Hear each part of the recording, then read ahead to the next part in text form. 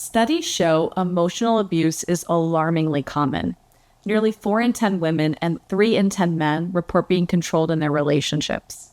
I'm jourdantravers, a licensed psychotherapist, and after working with hundreds of patients, I'll take you through the 10 most common signs of control that I see so you can recognize them before it's too late. This story begins in Montreal, Quebec, where a team of researchers from the Université du Québec wanted to understand one thing: how control actually shows up in young people's relationships.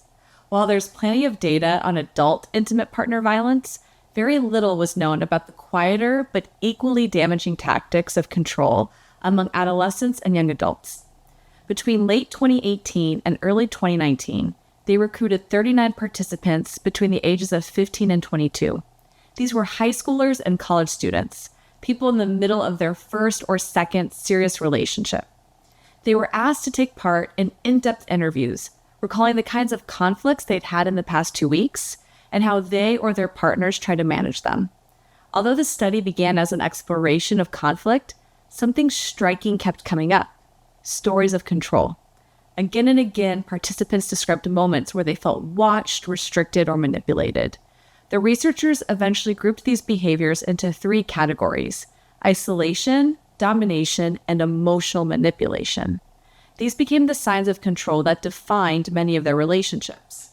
Before we move forward, don't forget to hit the like button and subscribe to our channel for more research-backed insights. We'll start with the isolation tactics first.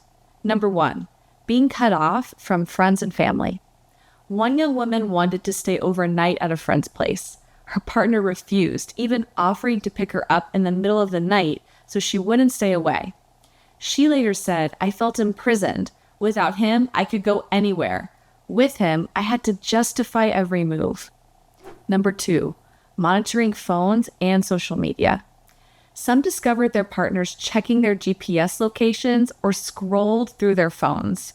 Others were told not to like certain posts online. Everyday apps became surveillance tools. Number 3, rules on what you can share. Several said that their partners restricted what they could tell their friends about their relationship, whether about conflicts, intimacy, or personal struggles. What should have been a private choice became monitored speech. Isolation is one of the most powerful tools of control. It works by cutting you off from your support system until the relationship becomes your whole world. That's when control sticks, because you feel like you have nowhere else to go. Next comes domination tactics. Number 4, jealousy masquerading as love. Some partners demanded behavior changes whenever their significant other laughed with or paid attention to someone else. Jealousy was framed as proof of love, but in reality, it was a way to dictate who they could interact with. Number 5, controlling what you wear. Others were pressured to send photos of outfits for approval. If their clothes drew attention, they were told to change. Over time, they began doubting their own judgment. Domination attacks autonomy. It says your choices are not yours to make. Whether it's clothing, friendships, or family ties, the message is the same. And when your autonomy is taken, so is your self-worth. And finally, the emotional manipulation tactics. Number 6, threats to leave. Arguments often ended with texts like, "Okay, bye, have a good life." Minutes later, "I didn't mean it." The constant threat of abandonment left their partner anxious and uncertain. Number 7, using guilt or humiliation. In front of friends, one partner dismissed the other's feelings with a quick jab. For everyone else, it seemed casual, but for the person on the receiving end, it cut deep and made them feel small. Number 8, withdrawing affection. Some admitted they ignored their partners on purpose, knowing silence would make them cave.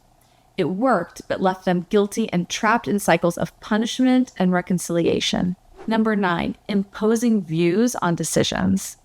Personal choices like visiting family, learning to drive, or pursuing hobbies were sometimes dictated by a partner's expectations. Decisions no longer felt like their own.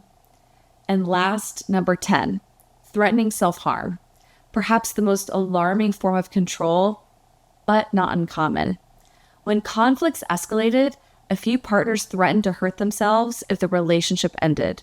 The other person stayed, not out of love, but out of fear of what might happen if they left. Emotional manipulation is one of the hardest forms of control to recognize because it often hides under love, guilt, or fear. But love should never require stripping yourself of your voice, changing who you are, or carrying the weight of someone else's survival on your shoulders. If you recognize any of these signs in your relationship, don't ignore them. Awareness is the first step, but action is what creates change. To help you reflect, I've linked a free 2-minute quiz on my website. It's based on the relationship control scale, a research-backed tool that measures how much influence you and your partner share. And if you're struggling to find your own sense of control in your relationship, you don't have to navigate it alone. I'm Jourdantravers. I'm the clinical director of Awake Therapy, and I'll see you next time. Bye.